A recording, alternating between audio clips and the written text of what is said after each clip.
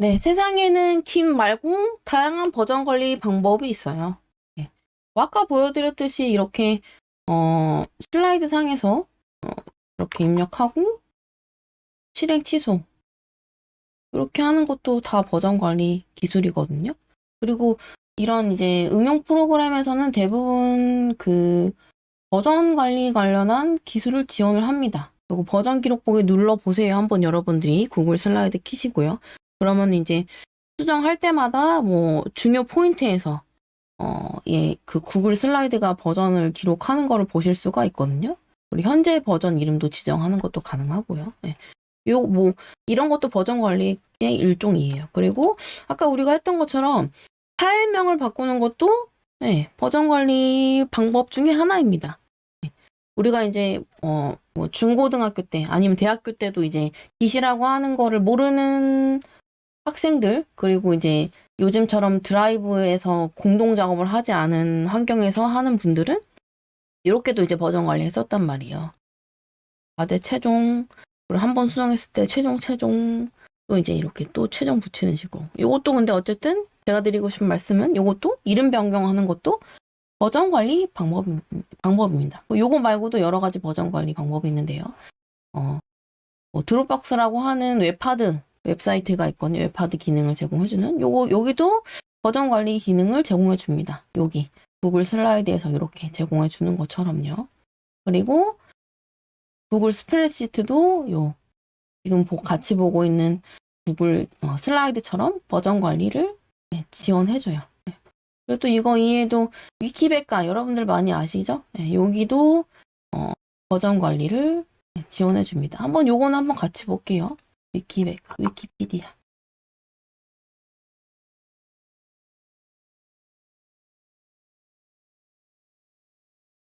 들어가서 깃으로 검색해 보겠습니다.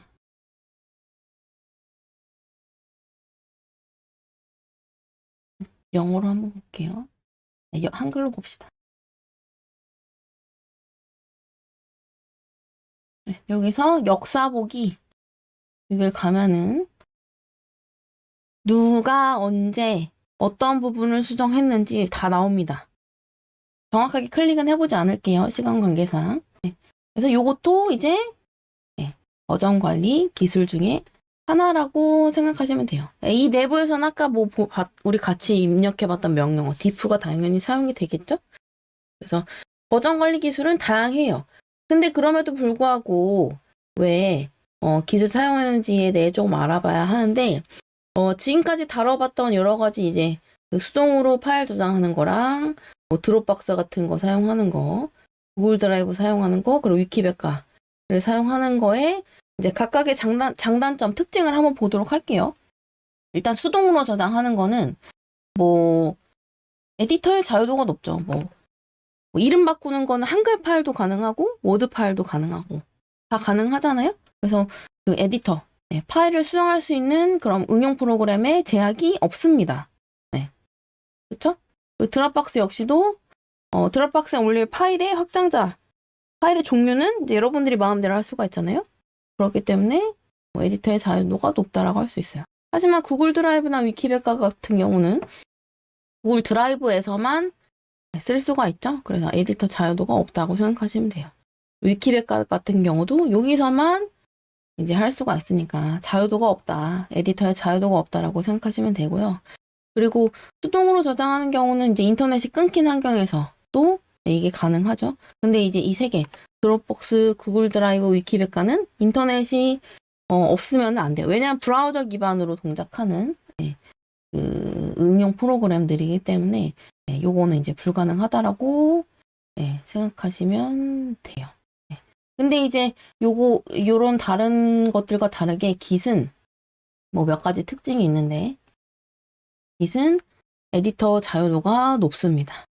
그리고 오프라인에서도 사용 가능해요. 요 두 가지 때문에 이제 디팩토 스탠다드, 사실상의 표준이 된 거라고 생각하시면 되거든요. 근데 이제 요거에 대해 이제 좀 더 본격적으로 설명을 드리기 전에 이 SVN이라는 걸 한번 언급하고 넘어갈게요. 깃 말고 다양한 버전 관리 기술이 있어요. 뭐 깃 이전에 쓰였던 버전 관리 시스템들이 뭐 CVS, 뭐 서브 버전이라고 말할 수 있는, 많이 불리는 SVN. 그리고 뭐 멀큐리얼이라고 하는 것도 있거든요. 네, 실제로 한국 회사에서도 요거 쓰는 회사들 꽤 있습니다. 네. 근데 어쨌든 요런 거 대비 왜 깃을 쓰냐라고 하면은 깃은 오프라인에서도 사용이 가능하기 때문이에요. 이게 분산 버전 관리 시스템이기 때문에 이렇거든요. 이 분산이라고 하는 단어가 중요해요. 요건 또 왜 중요한지 한번 또 비교해서 말씀드릴게요. 그래서 SVN 쓰는 회사에 들어가면은 회사 서버에 접속하고 있을 때만 여러분들이 뭐 기록을 남길 수가 있어요. 네, 그래서 좀 단점이 있긴 하거든요. 네, 그래서 요렇게 생각하시면 되고요. 네. 그럼 이제부터 조금 이제 본격적으로 깃에 깊게 들어가려고 하는데, 우리가, 여기 보시면은, 요거랑 좀 비교해 봐야 돼요. 수동으로 저장하는 것도, 에디터도 마음대로 쓸 수 있고, 오프라인에서 사용이 가능해요. 깃도 마찬가지로, 에디터도 마음대로 쓸 수 있고, 내 마음대로. 노트패드로 코딩해도 되고요. 인텔리제이로 코딩해도 되고요. 한글 파일로 코딩해도 전혀 상관이 없거든요. 네, 근데 이제 그렇기도 하고 그리고 깃도 오프라인에서 사용이 가능해요. 그러면은 이제 요 두 개의 뭐가 차이가 있냐라고 그 생각할 수가 있는데 아니, 차이라기보다는 깃은 그러면 수동 저장과 어떻게 다르냐 라고 할 수가 있는데 아니죠. 정확하게는 이제 수동 저장할 때는 내가 어쨌든 저장하는 시점을 정하는 거잖아요. 깃에서도 여러분들이 이제 수동으로 저장을 해야 돼요. 그러면 이제 이렇게 생각할 수가 있어요. 그럼 깃에서는 언제 수동으로 저장하냐? 그런 질문이 반드시 따라오게 마련이거든요. 그래서 소스 코드 버전을 언제 갱신해야 할까? 언제 저장해야 할까? 이거를 꼭 반드시 생각해야 됩니다. 네, 그래서 소스 코드를 언제 저장해야 하나? 네. 요거에 대한 질문이 반드시 나와야 합니다. 왜냐면은 깃이라고 하는 버전 관리 시스템은 수동 저장해서 버전 관리하는 것처럼 여러분들이 직접 저장하는 시점을 세팅을 해야 하거든요. 네, 그래서 그렇다고 하면은 코드는 언제 저장해야 하나라고 이제 의문이 반드시 나올 수밖에 없어요. 네. 그러면 이제 뭐 자동으로 저장하게 할 수도 있고 아니면은 1시간마다 한 번 저장. 주기적으로 하는 거죠. 아니면은 뭐 작업 끝났을 때. 아니면은 뭐 N분 동안 입력이 없을 때. 이렇게 이제 여러분들이 세팅을 할 수가 있단 말이에요. 뭐 워드 파일이나 한글 파일 써보신 분들은 아시겠지만 이런 거 세팅할 수가 있죠. 네. 뭐 이런 한글 파일이나 워드 파일에서. 근데 이제 우리는 소스 코드, 프로그래밍 언어를 다뤄야 하기 때문에 이런 식으로 저장 주기를 세팅하게 되면은 에러가 날 확률이 아주 높습니다. 예시를 보여드릴게요. 자바스크립트라고 하는 언어는 함수를 정의할 때 패치 네임 하고 URL 이런 식으로 중괄호를 감싸는 식으로 함수를 정의하게 됩니다. 이게 유효한 문법이에요. 일단은 뭐 리턴을 리턴을 이렇게 한번 해볼게요. 이게 유효한 문법이에요. 근데 제가 만약에 여기서 뭐 여기까지 작성했어요. 근데 이제 갑자기 뭐 화장실을 가고 싶어서 여기까지 하다가 잠깐 작업을 중단하고 자리를 떠났다라고 해볼게요. 근데 이제 n분 동안 입력이 없으니까 컴퓨터가 얘를 자동으로 저장해줘요. 만약에 n분 동안 그 입력이 없을 때 소스 코드를 저장하라고 여러분들이 세팅을 하잖아요. 그러면은 유효하지 않은 문법인데도, 에러가 나는 문법인데도 이게 저장이 되어버린단 말이에요. 그렇기 때문에 소스 코드를 다룰 때는 이런 자동 저장은 하면 안 돼요. 대신에 소스 코드는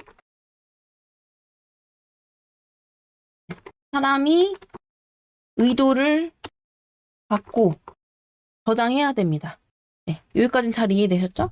그래서 사람이 의도를 갖고 저장할 때를 깃에서는 이렇게 커밋이라고 불러요. 커밋이라고 부르거든요. 그래서 이제 여러분들이 이제 앞으로 커밋이라는 단어를 엄청 많이 들으실 텐데, 커밋은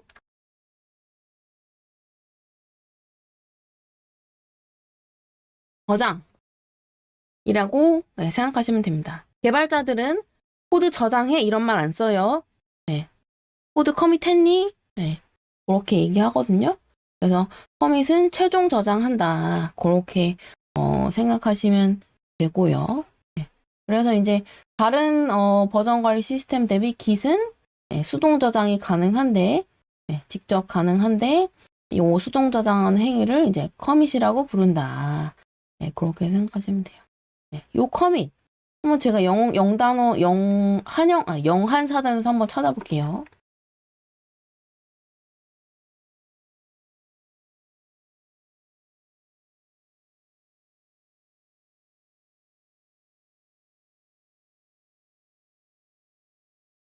커밋이라는 단어를 찾으면은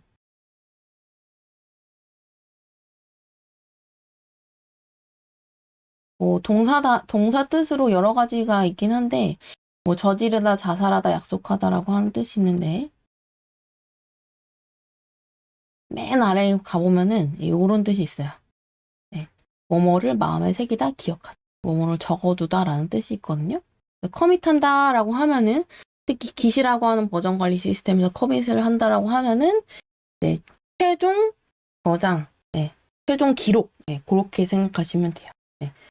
그 저장한다라는 단어 잘 안 쓰긴 해요. 개발할 때 커밋했냐 뭐 이렇게 많이 쓰거든요. 그래서 앞으로는 커밋이 좀 입에 익숙하게 붙도록 그렇게 한번 계속 강의 진행해 보도록 하겠습니다. 일단 제가 커밋은 직접 저장할 때 커밋이라고 말씀드렸는데 커밋에 대해서 조금 더 자세하게 설명을 드리도록 할게요. 일단 커밋은 Git의 기본 단위라고 생각하시면 되고 커밋 하나가 독립적인 버전을 나타낸다고 생각하시면 돼요. Git이 버전 관리 시스템이라고 했잖아요. 그리고 Git을 사용하는 이유 1번 실행, 취소, 재실행이 가능하다. 그러니까 버전 간 왔다 갔다 가능 요거죠. 그리고 버전 간 비교가 용이하다. 요거가 있었고요. 그리고 세 번째는 협업이 수월해진다. 요거가 있었어요. 여기서 이제 버전 간 비교, 뭐 버전 간 왔다 갔다 가능 요거에서 이 버전 하나하나가 커밋 하나라고 보시면 돼요. 그래서 저 같은 경우는 이제 커밋을 설명할 때 사진 찍기라고 많이 표현하거든요. 그림판으로 한번 설명해 볼게요. 우리가 사진 작가라고 한번 가정을 해보겠습니다. 사진 작가는 뭐 사진을 정물 관련한 사진을 찍을 때 뭐 일단 테이블을 세팅하고 이 상태로 찰칵 한번 사진 찍죠. 그리고 뭐 꽃병 올리고 또 사진 한번 찍고 그리고 꽃 한번 꽂아보고 사진 찍고 그리고 뭐 과일 한번 올려보고 바나나 올려보고 사진 찍고 이렇게 한단 말이에요. 사진 작가들은 어쨌든 특정 순간을 기억하기 위해 이렇게 사진을 찍는단 말이에요. 근데 우리는 코드 치는 사람이잖아요. 코드 치는 사람들은 그 특정 시점을 기억하기 위해 커밋을 만듭니다. 자, 만약에 이 사진이랑 이 사진을 비교해 보도록 할게요. 이때는 테이블만 있었던 상태이고요. 이때는 테이블 위에 꽃병을 올려놨던 상태였죠? 네. 이 두 개 사진을 꺼내서 비교한다고 해볼게요. 그러면은 이 두 개의 차이는 이 꽃병 하나이겠구나. 네. 이렇게 비교할 수가 있잖아요. 네. 커밋도 마찬가지예요. 커밋은 사진 찍는 거랑 유사한 행위이기 때문에 두 커밋을 비교하게 되면은 이 시점과 이 시점이 당연히 비교가 가능하죠. 네. 그리고 내부에서는 diff 명령을 사용해서 이 두 시점의 코드가 어떤 차이가 있는지 비교를 한단 말이에요. 그래서 커밋은 Git의 기본 단위이긴 한데 네. 커밋 하나가 독립적인 버전을 나타낸다고 보시면 돼요. 그래서 커밋을 만드는 행위는 사진 찍기와 비슷하다고 보시면 되거든요. 요건 사실 제가 말한 것도 아니에요. 이거 다른 영문 자료에서 이 커밋은 이제 스냅샷을 캡처하는 거랑 같다고 얘기했어요. 그래서 사진 찍기와 동일한 행위이다. 그렇게 생각하시면 되고요. 그리고 이제 사진 작가들은 이렇게 중요한 사진마다 테이블 세팅 그리고 여기는 이제 바나나 올리기 이렇게 이때 혹은 이때 뭘 했는지 이렇게 간단하게 메모를 적잖아요. 네. 여러분들이 이제 친구랑 사진 찍었을 때도 이제 뭐 누구와 몇 월 며칠 언제 어디에서 그렇게 뒤에 메모 적는 거 많이들 하시잖아요. 그런 것과 마찬가지로 커밋도 이렇게 사진에 이제 그 기록 남기는 거랑 비슷한 걸 해요. 그래서 커밋을 만들 때마다 여러분들이 메시지를 적게 되거든요. 그래서 커밋마다 설명이 담긴 메시지가 반드시 들어가게 됩니다. 그래서 커밋은 Git의 기본 단위인데 커밋 하나는 독립적인 버전을 내는데 그리고 커밋마다 설명이 담긴 메시지가 담기게 된다. 이 정도만 알고 계셔도 커밋은 뭐 잘 이해하신 거라고 생각하시면 돼요. 그러면 이제 많은 분들이 이렇게 생각할 수가 있어요. 그러면 사진 작가 다시 예를 들어볼게요. 뭐 지금 이 시나리오대로 사진을 찍는다고 했을 때 테이블 세팅하고 아까는 제가 꽃병 올리고 사진 찍고 꽃 꽂고 사진 찍고 바나나 올리고 사진 찍고 이렇게 해서 4장을 찍었단 말이에요. 근데 어떤 사람 같은 경우는 어차피 꽃병에 꽃 꽂을 건데 이렇게 세팅하고 사진 찍으면 되지 않냐. 얘를 그냥 합쳐서 찍으면 되지 않냐라고 생각하는 작가도 있을 거란 말이에요. 요런 사고 흐름과 마찬가지로 커밋을 만들려고 하실 때는 이제 여러분들이 이런 고민 많이 하세요. 얼마나 자주 커밋을 만들어야 되냐. 얼마나 자주 사진을 찍어야 되냐라는 고민과 비슷한 고민을 하시게 될 거거든요. 요거에 대한 거는 뭐 회사마다 다르고 팀마다 다르긴 한데 일단은 논리적 변경이 있을 때 하나 만든다. 요거는 이제 거의 모든 회사에서 지키는 규칙이긴 해요. 잘 보세요. 이 그림으로 다시 비워드릴게요. 테이블 세팅. 논리적인 변경이 하나 있었죠? 그리고 사진 찍었어요. 그리고 꽃병 세팅. 꽃 꼽기. 그리고 바나나 올리기. 이렇게 해서 사진 4장 찍을 수도 있지만 여기에서 사진을 하나 찍었다라고 가정했을 때 꽃병 올리고 꽃병 및 꽃 세팅 이렇게 해서 하나로 또 찍을 수가 있단 말이에요. 그래서 어쨌든 논리적으로 변경이 있을 때 여러분들이 커밋을 만든다. 그렇게 생각하시면 돼요. 이거는 그냥 거의 대원칙이라고 생각하시면 돼요. 아무런 변경이 없을 때 사진을 찍으면은 필름 낭비겠죠? 뭐 여러분들은 필름 세대가 아니니까 뭐 그렇긴 하지만 그래서 커밋은 논리적 변경이 있을 때 만든다. 요거는 무조건 모든 엔지니어들이 지키는 규칙이고요. 근데 이거는 또 팀마다 다르긴 한데 가능하면 커밋 크기는 작을수록 좋습니다. 요거는 무슨 말인지 한번 설명드려볼게요. 여러분들이 회사에 입사했어요. 그리고 로그인 기능을 개발한다고 해볼게요. 로그인 기능을 개발한다고 하면은 이메일, 패스워드 로그인 기능이 있을 수가 있고, 그리고 구글 로그인, 그리고 페이스북 로그인, 뭐 카카오 로그인, 뭐 애플 로그인, 이렇게 여러 가지 그 로그인 기능을 제공해주는 서드파티 회사들이 많단 말이에요. 그럼 이제 여러분들이 이거를 각 개발을 해야 되는데, 뭐 로그인 기능을 뭐 빨리 개발할 수도 있지만, 뭐 초급 개발자라고 하면은 뭐 하루 이틀, 뭐 아니면은 뭐 길게는 뭐 일주일, 2주일이 걸릴 수도 있죠. 뭐 레거시 코드가 어떻게 되어 있냐에 따라서. 어쨌든 이 로그인 기능을 개발한다는 게 그렇게 쉽지만은 않아요. 예. 근데 이제 여러분들이 개발을 해요. 로그인 기능을. 근데 이제 그러면은 얘를 모두 개발이 끝났을 때 커밋 하나에 때려 넣냐.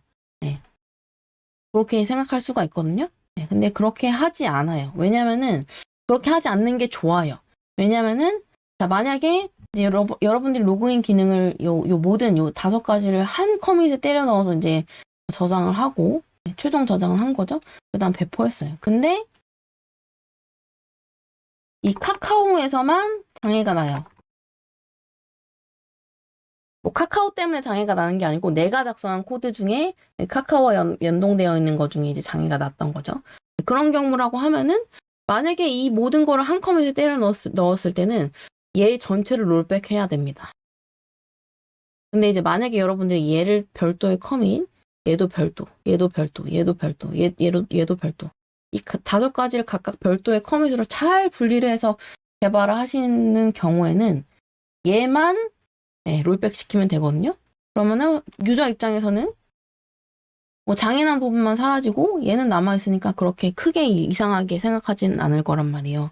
네. 근데 이제 갑자기 뭐 5분 전에 로그인 기능을 제공해줬다가 5분 후에는 로그인 기능이 사라져요. 네, 롤백을 해버려가지고 그럼 유저 입장에서는 엄청 혼란이 될 거란 말이에요. 그래서 가능하면은 이렇게 커밋 크기를 작게 할수록 좋습니다. 이건 이제 뭐 장애라든지 여러 가지 이제 뭐 코드 리뷰라든지 이거 겪으면 이게 무슨 말인지 좀 아실 거긴 한데 어쨌든 커밋 크기는 작을수록 좋긴 좋아요. 이거는 이제 큰 조직, 뭐 구글이나 페이스북 같이 엔지니어링 조직이 탄탄하면 탄탄할수록 요거를 코드 리뷰 때 강조하긴 하거든요. 오픈 소스에서는 더 이거 강조하는 경우도 많긴 많아요. 그래서 얼마나 자주 커밋을 만들어야 되냐에 대한 질문은 일단 논리적 변경이 있을 때 만든다. 요거는 모든 엔지니어들이 지키는 규칙이에요. 그리고 엔지니어 조직에 따라 다르긴 하지만 커밋 크기는 작을수록 좋다. 그렇게 생각하시면 됩니다. 그럼 이제 실무 경험이 많이 없으신 분들은 이 작다 크다의 기준을 판단하기가 조금 힘들긴 해요. 그리고 이제 사실 이런 것들은 그 소프트웨어 공학이 다 그렇긴 하지만 정답이 있지가 않아요. 이것도 사실 정답이 아닐 수가 있어요. 왜냐면 팀 바이 팀, 회사 바이 팀이거든요. 솔직히 소프트웨어 공학이 그렇긴 해요. 뭐 큰 원칙이 있긴 하긴 하지만 그래서 요거에 대해 감이 잘 없으신 분들이 많다 보니까 한번 제가 퀴즈를 한번 내볼게요. 커밋 사이즈에 관한 퀴즈인데 여러분들이 이제 기능을 개발한다고 해볼게요. 근데 이제 그 기능을 개발하는데 한 일주일 정도 시간이 걸려요. 일주일 정도 열심히 구현해서 이제 커밋 하나에 그 구현한 모든 코드들을 저장했다고 해볼게요. 요 경우에는 커밋 크기가 작을지 적당할지 클지 한번 생각해 보세요. 그리고 이제 리드미 파일이라고 이제 문서를 적는 파일이 있는데 문서에서 3개의 오타를 발견해요. 그 중에 하나 고치고 커밋 만들고 그리고 하나 고치고 또 커밋 만들고 하나 고치고 또 커밋 만들었다고 해볼게요. 이 경우에는 커밋 크기가 작을까요? 적당할까요? 클까요? 이것도 한번 생각해 보세요. 그리고 이제 1시간 정도 시간 들여서 뭐 버그 픽스를 했다던가 이제 작은 기능을 구현했다고 해볼게요. 그 다음에 커밋 하나 만들게 되면은 커밋 크기가 작을까요? 적당할까요? 클까요? 그것도 한번 생각해 보세요. 그 다음에 이제 함수가 2개 있는데 개발을 하다 보니까 각각 2개 함수에서 따로따로 버그를 발견한 거예요. 근데 이제 이 2개 발견한 버그를 한 커밋에 이제 한꺼번에 고쳐서 저장했다라고 커밋을 만들었다고 해볼게요. 요 경우에 이제 커밋 사이즈가 작을까요? 적당할까요? 클까요? 한번 생각해 보세요. 답만 바로 말씀드리자면은 요거는 너무 큽니다. 그리고 요거는 너무 작아요. 그리고 요 경우 같은 경우는 조금 적당하다고 볼 수가 있어요. 그리고 요 경우에는 네, 크다기보다는 잘못하긴 한 거예요. 이렇게 얘기할 수가 있거든요. 일단 이렇게 감을 잡으시고, 그리고 아까도 잠깐 말씀드렸듯이 이런 것들은 팀 바이 팀, 회사 바이 회사예요.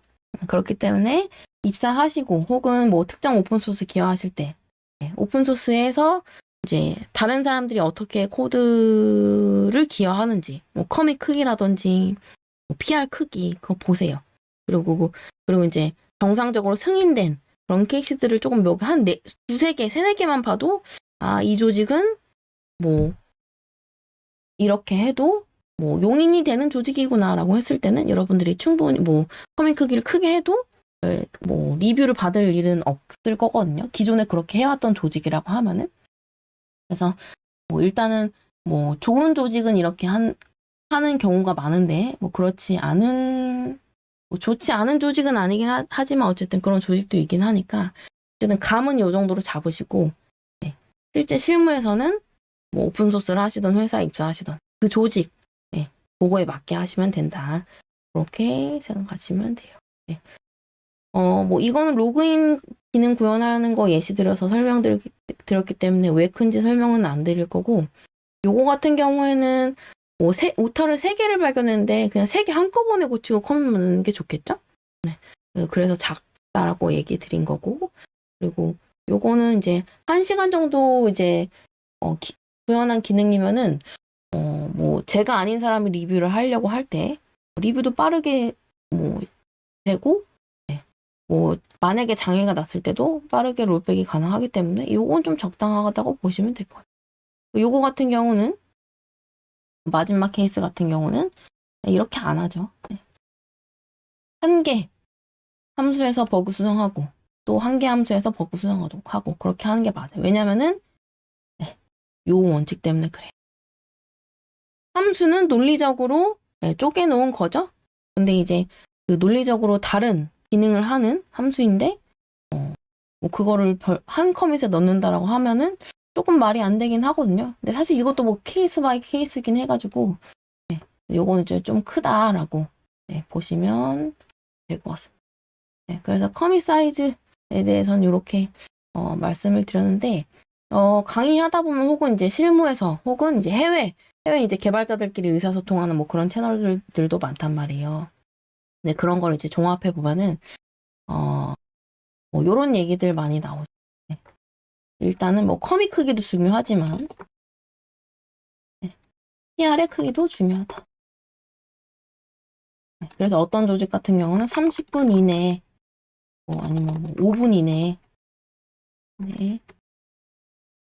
n분으로 할게 n분 n분 이내에 리뷰가 불가능한 크기의 커밋 혹은 PR이면 너무 크다라고 판단 이런 경우도 있어요. 이건 오픈소스 많이 해보시면은 이제 아실 거예요. 그래서 어떤 경우도 있냐면은 PR 리뷰할 때 PR이 뭔지 모르시는 분들도 있긴 하니까 코드 리뷰라고 할게요. 코드 리뷰 할 때 코드 리뷰할 때 커밋 크기가 너무 커. 이거 쪼개줘. 라고 리뷰 받는 경우 많습니다. 제가 한 4년 전쯤에 이거 오픈업에서 뭐 강의할 때 이거 케이스 봤었어요. 실제로. 그 큰 오픈소스 같은 경우는 이런 걸 더 철저하게 하거든요. 장애 났을 때 빠르게 대응하려고 하면은 커밋 크기가 크면 안 돼요. 이거는 여러분들이 경험을 하면 할수록 커밋 크기를 왜 작게 쪼개는 게 좋을지, 그리고 논리적 단위로 쪼개는 게 왜 좋은지에 대해 이제 계속 체감을 하실 텐데, 뭐 이런 여러 가지 이야기들도 있으니까 한번 경험을 많이 해보세요. 그래서 커밋 사이즈에 대한 거, 커밋 정의, 요거는 이제 이렇게 해서 맞춰보도록 하겠습니다.